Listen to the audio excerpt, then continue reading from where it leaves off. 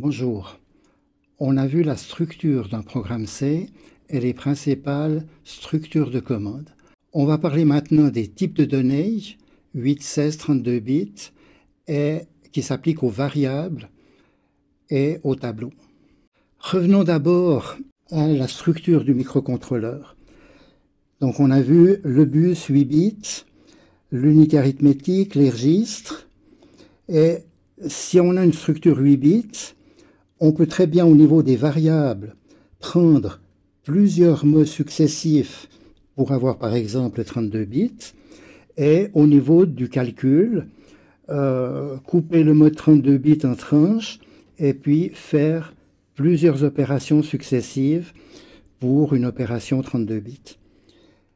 Alors évidemment, actuellement, les transistors se sont miniaturisés et on parle de processeurs 16 et 32 bits. Le bus est plus large, les registres sont plus longs, l'unité arithmétique est à la bonne largeur, les variables aussi.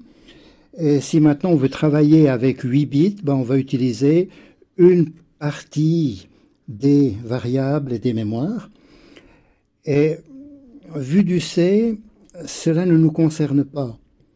Simplement, le compilateur aura plus de travail pour couper les mots en morceaux ou ignorer certaines parties de l'information. Donc on va travailler fonctionnellement avec des types de données. Le plus simple, c'est un type 1 bit, vrai, faux.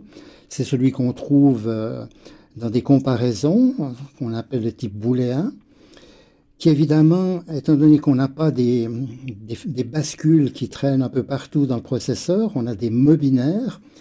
Les variables booléennes, que l'on déclarera jamais en fait, sont représentées sous forme d'un 0 pour faux, et puis d'un différent de 0 pour vrai.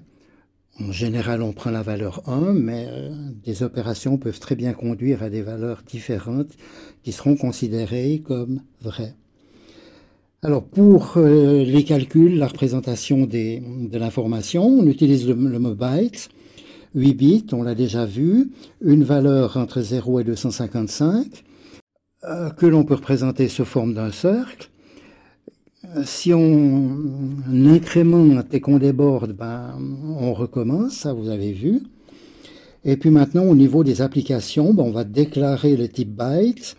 Là, je veux clignoter un certain nombre de fois. Et je vais faire une boucle for dans laquelle il me faudra un compteur, la variable i. Et tant que je n'ai pas atteint mon nombre de clignotements, je vais faire mon petit clignotement ici et incrémenter le compteur pour cette condition. Alors le type char a été défini historiquement pour représenter des caractères qui sont entre 0 et 127. Et pour une raison surprenante qui peut dépendre encore du compilateur, il est considéré comme signé. C'est parfois prudent d'écrire sign char, et puis pour un byte, unsigned char. Donc voilà, alors la représentation peut se faire aussi sur un cercle, avec les nombres négatifs qui sont sur cette moitié du cercle.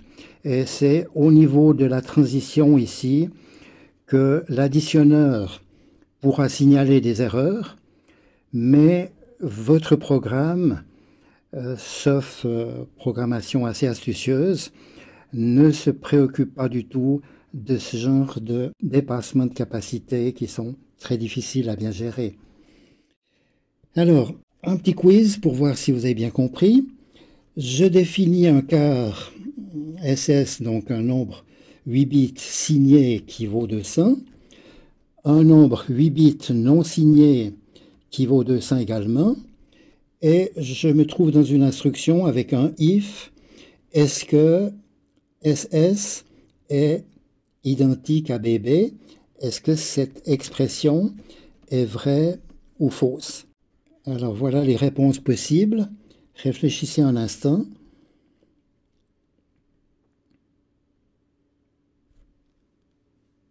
Alors, si vous avez répondu Not Accepted, je serai assez satisfait puisque On a défini ici un SS égale 200, qui est en fait sur le cercle des nombres arithmétiques 8 bits. Le processeur ne voit que des bits et des nombres, donc le 200 va se trouver à peu près par là. Et puis, dans cette partie-là, on a des nombres négatifs. Ça correspond en fait à moins 57. Donc, un bon compilateur devrait vous poser la question, est-ce que vous avez bien compris ce que c'était un nombre signé? Puisque ici, vous avez écrit une valeur qui n'est pas une valeur positive. Elles sont limitées à 127, comme on l'a vu. Alors en fait, le compilateur s'en fiche et on a le choix de savoir si c'est vrai ou faux. Alors, on doit comparer cette valeur moins 57 avec la valeur 200. Si on représente ça sur un axe, eh bien vous avez 0, 200. Et puis, ça semblerait assez logique de dire, il y a ici jusqu'à moins 128.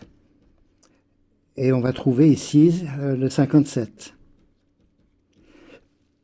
Alors là, c'est évident que 200 est supérieur à moins 57 et qui sont différents.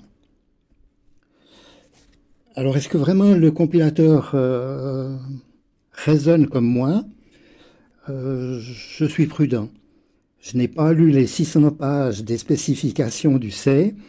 Donc, je vais préférer écrire un petit programme et puis mettre derrière cette instruction if, allumer la LED si c'est vrai, éteindre une LED si c'est faux, et je pourrais être sûr que mon interprétation est correcte. Donc ça, c'est une technique qu'il faut toujours utiliser, écrire des petits programmes pour vérifier qu'on a bien compris. Vous avez naturellement les types 16 bits et 32 bits qui s'appellent word, int. Alors le int est abondamment utilisé dans Arduino parce qu'on ne veut pas expliquer trop de choses et puis c'est le type passe-partout.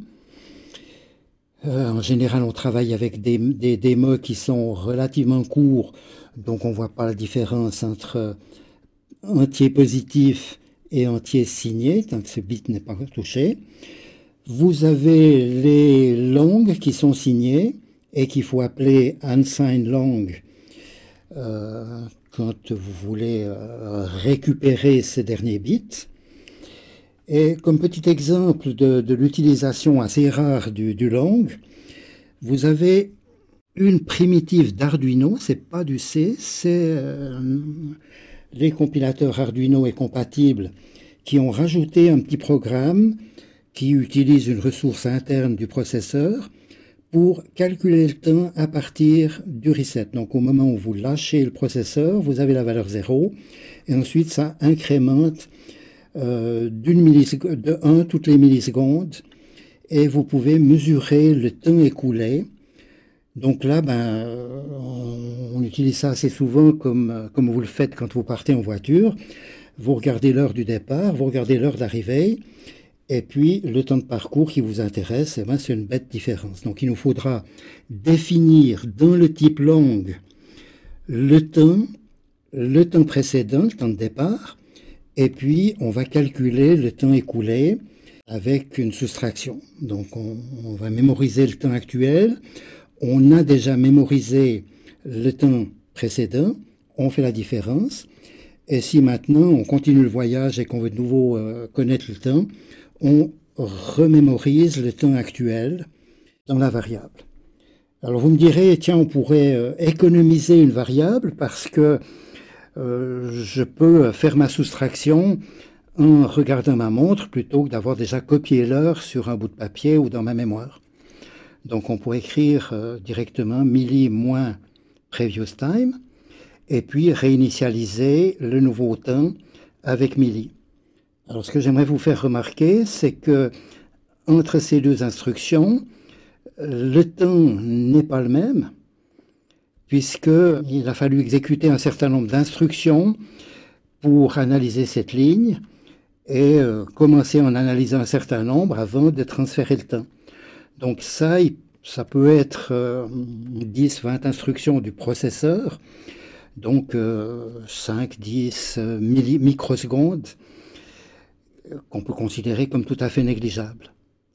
Mais attention, si vous avez autorisé les interruptions, et c'est ça qui arrivera dans des applications intéressantes, vous pouvez avoir une interruption qui surgit entre ces deux instructions, et c'est comme avec votre PC, ben, tout à coup le clavier est mort parce qu'il y a des interruptions qui font qu'on ne s'occupe plus de votre programme principal.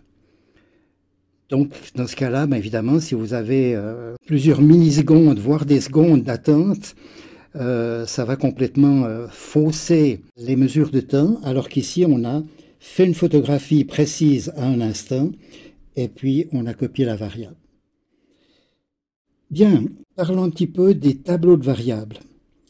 Alors, une variable, on vient de le voir, on peut la déclarer avec son point-virgule à la fin, et puis on peut lui assigner une valeur qui sera valable au début du programme, qui peut être transformée par la suite, puisque si j'écris dans le programme var2 égale 33, eh bien j'ai réinitialisé cette variable à une nouvelle valeur.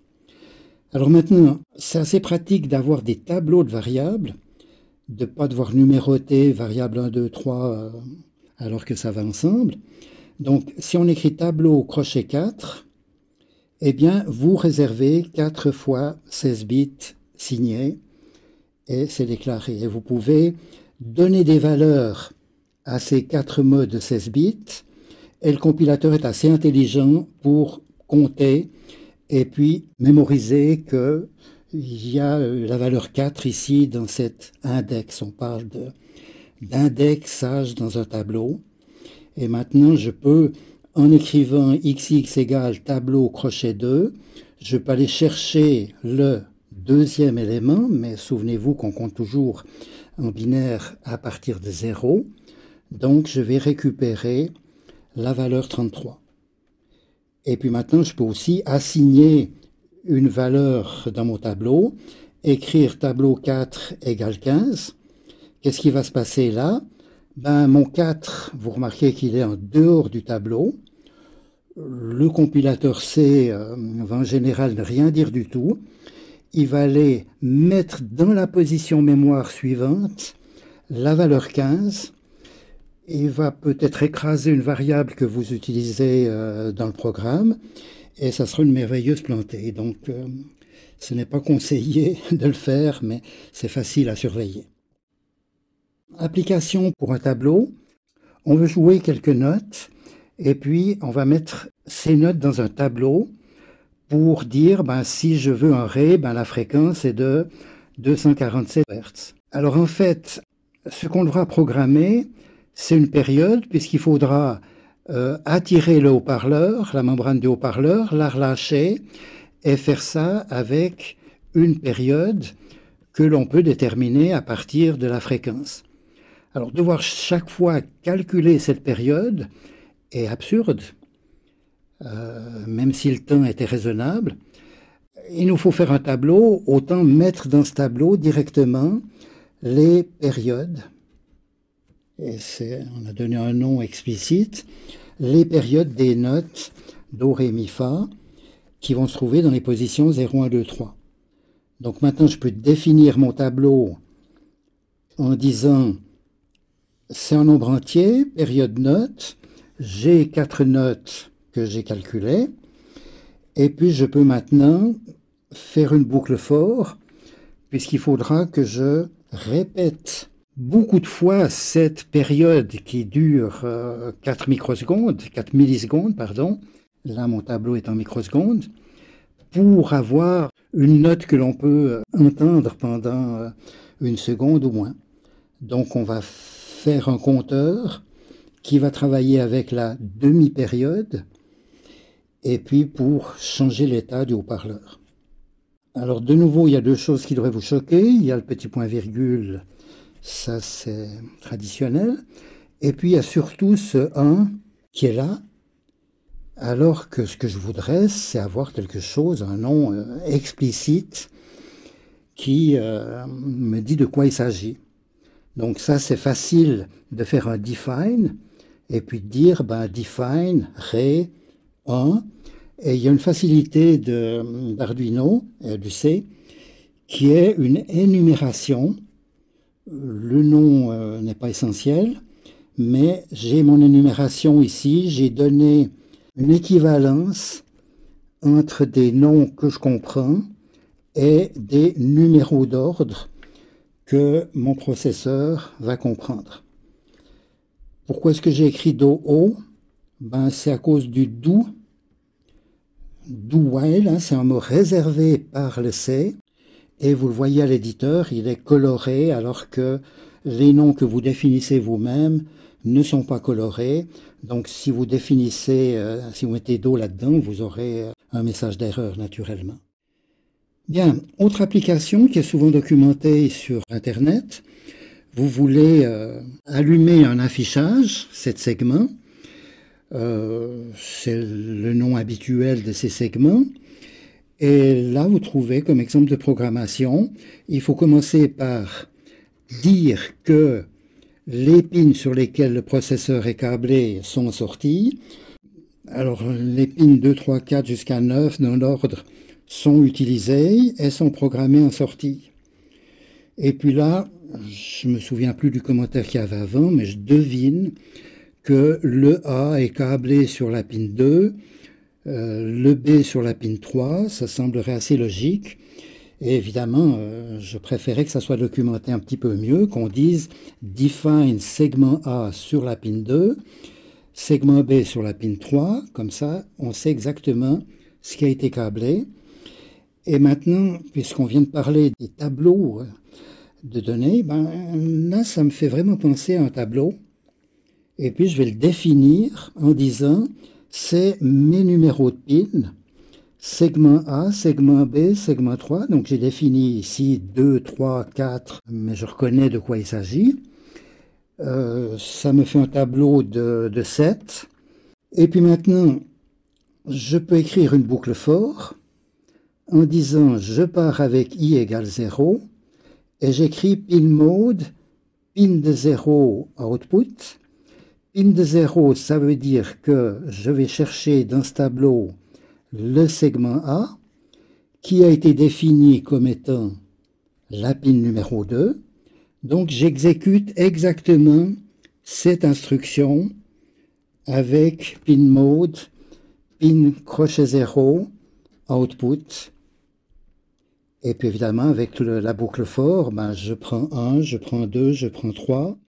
L'ordre, les numéros de pin n'ont pas du tout besoin d'être dans un ordre croissant. J'ai défini ici mes pins qui peuvent être absolument quelconques. Donc voilà une écriture qui est beaucoup plus élégante. Et on peut aller plus loin. Parce que j'ai défini mes pins, je peux définir le digit 7 comme étant un tableau. Dans ce tableau, j'ai A, B, C qui sont actifs, allumés. Ça ne veut pas dire que je vais mettre un 5 volts ou un 0 volts, c'est un autre niveau qu'on réfléchira à ça. Et puis, j'ai ensuite là des segments qui sont éteints. Et puis maintenant, pour allumer ce digit, je peux faire une petite boucle for, où au lieu de faire du pin mode comme tout à l'heure, je vais faire un digital write pour dire, dans la pin numéro 0 par exemple, je vais mettre l'état du segment 0. Donc on retrouve le i ici, mais une fois on prend dans un tableau, une fois dans l'autre. Alors maintenant, accrochez vos ceintures, parce que je vais définir un tableau bidimensionnel. J'ai 10 digits à représenter, et dans chaque digit, j'ai 8 bits. Donc voilà mon tableau, vous reconnaissez le 7, il est là. Là, je l'ai défini comme un seul élément, mais maintenant, je peux l'indexer, et puis je pourrais venir, avec un programme adéquat, sélectionner le 7, qui sera une variable qui vaut 7, et puis balayer pour afficher. Donc là, j'ai fait un petit programme qui affiche les chiffres dans l'ordre. For, ça sera le compteur de chiffres. On termine par un délai d'une seconde. Comme ça, on verra 0, 1, 2, 3 affichés pendant une seconde. Et puis, on a une deuxième for boucle à l'intérieur qui va balayer les segments ici pour les mettre à 1 ou à 0. Et ça, c'est le digital write qui agit sur des bits. Il y a d'autres façons d'agir sur des bits, on les verra, qui sont compatibles avec le C, ça c'est compatible avec Arduino. Mais ça nous donne une écriture assez élégante dans le fond, où on va balayer la bonne ligne du tableau. Et étant donné qu'on a une deuxième boucle for, on va afficher tous les chiffres successifs. Il y a apparemment une petite erreur qui est, vous reconnaissez, c'est qu'ici j'ai oublié qu'il y avait 10 chiffres, de 0 jusqu'à 9, donc il faut que je mette un 10 ici. Je reviens sur cette table qui permet d'afficher les digits des chiffres de 0 à 9. Vous n'avez peut-être pas réalisé que cette séquence de 1 et de 0, ce ne sont pas des bits, mais ce sont des bytes, des mots de 8 bits. Donc cette table prend 8 fois 10 positions en mémoire, 80 bytes, et si sans réfléchir, vous écrivez int ici, eh bien vous aurez 160 bytes utilisés en mémoire. Donc c'est clair qu'on va éviter de programmer comme cela. On verra comment supprimer en fait les virgules, avoir un seul mot de 8 bits pour chaque digit, appliquer ces bits directement sur les segments et être beaucoup plus efficace. Alors encore une chose, en écrivant byte digit ou int digit, vous réservez de la place en mémoire variable. Si vous précisez const, eh bien, vous allez définir des constantes, et c'est clair qu'on ne va pas s'amuser à modifier des segments pendant l'exécution. Donc, en écrivant const, cette information va passer dans l'espace programme, qui a 10 fois plus de place que l'espace des variables, et c'est la façon la plus efficace de procéder, déclarer const toutes les fois que vous avez des constantes. Donc vous voyez que le C permet des écritures qui sont tout à fait compactes et intéressantes, et puis c'est ce que l'on va continuer à découvrir en interagissant avec différents types de matériel.